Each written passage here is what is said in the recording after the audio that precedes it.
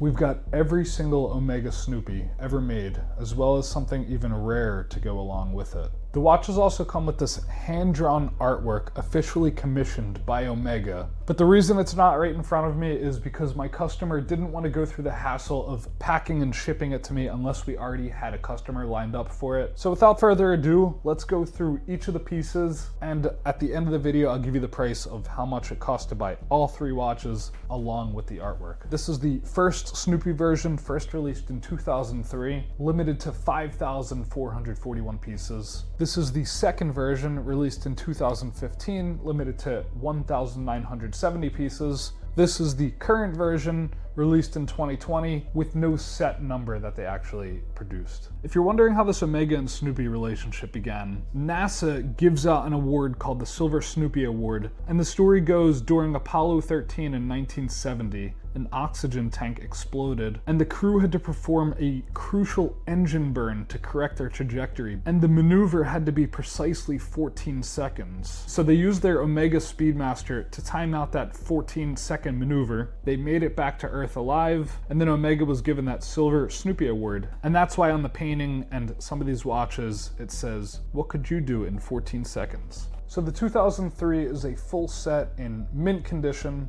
We can see our boy Snoopy hanging out on this left subdial, as well as an astronaut version of himself on the case back with the words "Eyes on the Stars." And on this 2015 version, we have our boy Snoopy hanging out again at that same subdial. On the first 14 seconds, it reads, "What could you do in 14 seconds?" Relating to that whole maneuver, there's a bubble reading the words, "Failure is not an option."